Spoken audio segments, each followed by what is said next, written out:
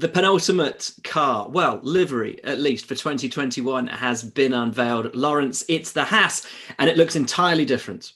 Yes, it's white. It's very white, actually, predominantly white, with a few stripes of red and white. Not for the American flag, but indeed the Russian flag, because that's where all the money's coming from.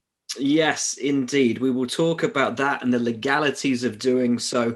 But we will start, of course, as we have with all of these, by looking back at what was a very difficult 2020 for the Haas F1 team. Well, Lawrence, right from the start of last season, it was a difficult one for the Haas F1 team. Of course, the engine woes were one thing, but the car was not an easy one to drive. No, difficult throughout the year. Has been here before, of course, when Roman and Kevin used to say that, they just didn't enjoy driving that machine. And it was particularly difficult last year. And it didn't really improve at any point. And they kind of almost gave up on hope that things would improve. And they got to the end of the season and they realized that, things needed to change in terms of the whole umbrella organization, to try and get them onto a better footing. It's an interesting one, isn't it? Because this was supposed to be the sort of banner team of how you could do things differently in Formula One. And it started so positively, but in 2020 showed that it had really hit a plateau and quite a low and disappointing one. Yeah, but they were hurt in particular by the lack of power from the Ferrari power unit. And they'd obviously been blessed by that being the class of the field the year before. And I think that probably shielded some of maybe their inadequacies on the chassis and aero side. And then they particularly, they particularly struggled with that element last year on the chassis side. Like you said, maybe they have reached that kind of that point in which they can get the best out of taking all of the non-listed parts from Ferrari, but then Ferrari was struggling as well. So the thing is, when you're relying on their power unit and a lot of the parts on them, and they're not doing that well, they had an unusually off-color year last year. Haas are going to feel that pain much, much more. Yeah, they decided that things needed to change for 2021. So let's take a look at just how different the team will be this season. Lawrence, we've discussed this time and again over the last few years. Haas, in terms of their top line management, have never changed or brought in anybody over their history in the sport. And yet it came to the end of 2020. And again, there was no real decision to change the top line management, but the drivers have both gone. Yes, so Nikita and Mick Schumacher rookie lineup have been the favoured option over the experience of Roman and Kevin. It's a bold move because I think that we saw Roman. He was the first one who said that the car had problems and they didn't listen to him for so long.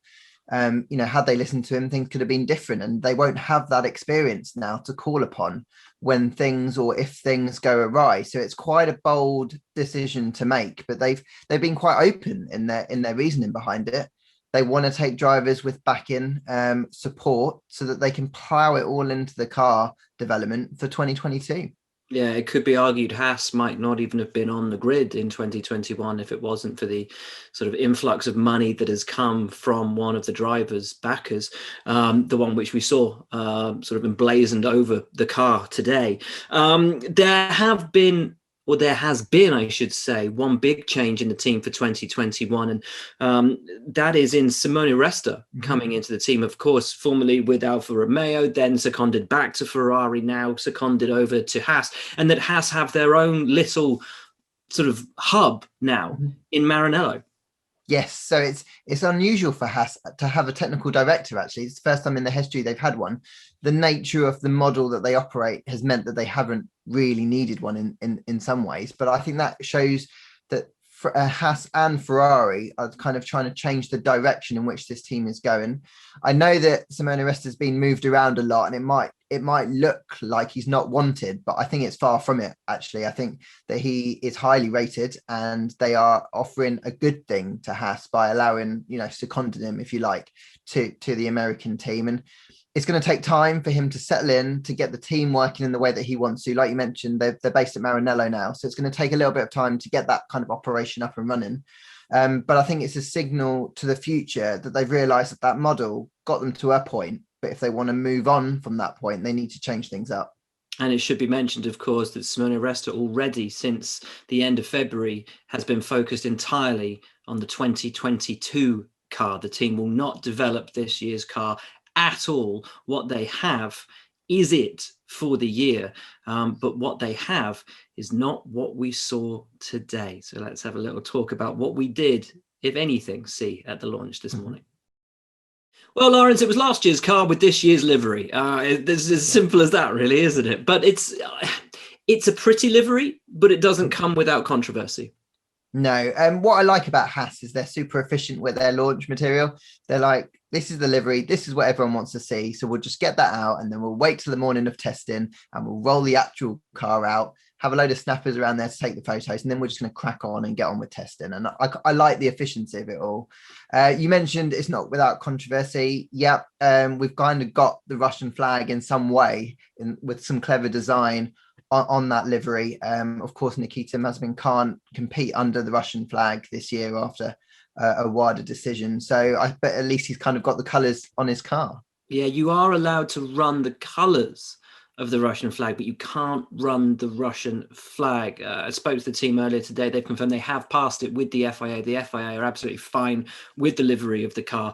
So we move on from there. It's difficult to really know much about the team for this year, having not seen the car or their chances. But we've already touched on it a little bit in talking about the drivers themselves. Two rookies coming into a team with a car that will not be developed, that will not be changed as the season goes on.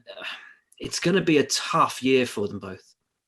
It's going to be a really difficult year. I think, we saw Williams a couple of years back. They were kind of off the back of the pack in a world of their own. And I think that's where we're probably going to see Haas this year, particularly in the early races. I think for the two young drivers, they've just got to keep their head up and focus on getting better themselves, settling into Formula One, beating each other. Essentially, it's going to be, it's going to be a fight between them, and then hopefully the pressure that is taken off from that will help develop them into better drivers for next year to really kick on from when Haas as a team are hoping to really kick on. Let's take a look then at the strengths and the weaknesses for Haas going into 2021.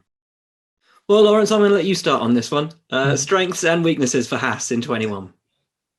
So the strengths, thanks for this, Will. The strengths are that they are planning for the future. Look, this is a transition year, not a throwaway year, just a transition year. I think Jean and Gunter have been very open in that, we've got to get through this year now, and then they'll hopefully start next year on a stronger footing.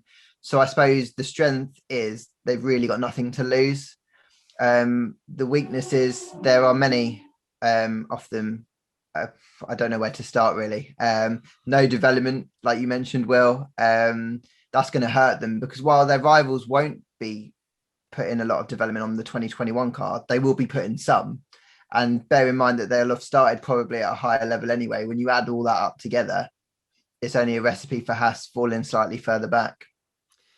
It's a shame, isn't it, as well? We're talking about, the strong start that they had. It also falls in line with a really sort of strong affinity that they had with an American fan base. The immediate reaction to today's livery launch, certainly from the American fans who've contacted me, is one almost sort of a feeling of betrayal as they see the car emblazoned with a flag of a country that a lot of Americans still see as an old enemy. And the team isn't without controversy this year, whether it's from the driver perspective and a driver who has a lot of growing up to do, or from this side as well. And when you look at how few sponsors there are on the side of the car too, could that actually hold the team back from an investment perspective of their long-term plans for 2022 and beyond?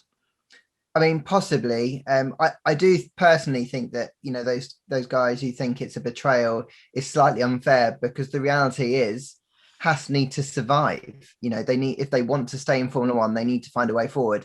And there weren't evidently a load of American companies queuing up to say, we're going to back you.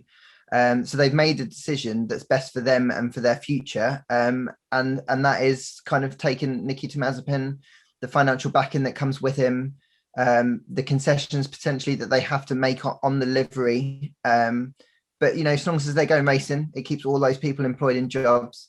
It gives them a chance to really kick on in 2022. And it's still showing that, a new team can enter Formula One and compete. And that, I think for the long-term view of Formula One, we need Haas to be a success, really, to hopefully show that other teams can come in and compete. A very, very good point, my friend. Let's look then at what would be a good year for Haas in 2021.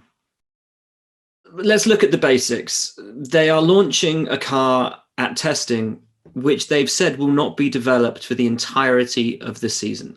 They have 2 rookies in the seat. Is a good year basically anything other than 10th and last in the Constructors' World Championship? I think so. I think that, if they were somehow able to hold on to 9th, like they've got in the last couple of years, and it is still possible, because if they don't score and another team don't score, it's feasible. It's not impossible, but I think it's going to be very difficult. And I think if they got to the end of the year and they were anything other than 10th, they'd be delighted. That, I think, shows the level of the expectation then, certainly from us. Is that, do you feel, their expectation as well? I think so. And I think that's important. It was important for everyone in the team and for Gene to come to terms with, is that has to be the reality, and that has to be accepted among them all. Gene's obviously still putting the lion's share of the money in, so he needed to accept that this year it could be 10th, it could be last, and that obviously affects prize money. It affects all sorts of things. It will affect his how he bankrolls the team going forward. So for him to say to essentially agree to that and back Gunter's plan for the future shows that he's committed to Formula One. It shows that he can take the short-term pain in the hope that there's long-term gain. Wow. Well, let's finish this thing off on a positive note. I feel it's been a little bit depressive for a few minutes. As you say, it's great that the team is still on the grid, and we haven't really even discussed the fact that Mick Schumacher is coming into Formula One. There's so much expectation around Mick. He's a wonderful kid. He's a brilliant racing driver. Of course, he comes to Formula One as the reigning Formula 2 champion, and with that name, with that history, there is so much love and positivity surrounding his ascent to Formula One. I mean, it's super exciting to have the Schumacher name back in Formula One, and it's on the basis of results on track. He won the championship, so the winner of the F2 championship should be in Formula One. And I think we should also not forget that even if Nikita kind of has come in on the back of financial backing, he was an F2 driver as well. So it's good to see that there is at least progress coming through. Yuki Tsunoda's in there as well.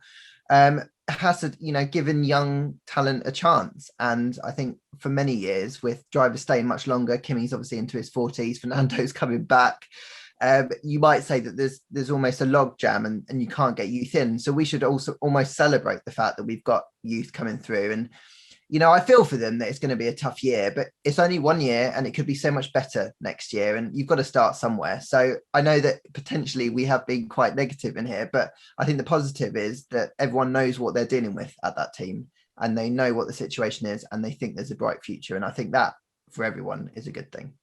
Thank you, Lawrence, so much for your insight as always. Williams, of course, are unveiling their car tomorrow. I was going to say it's the last launch of the year, but that is a mistake, because Ferrari have 2 launches. They've done their driver launch, and now they're going to do their car launch as well. But I'm looking forward to Williams tomorrow.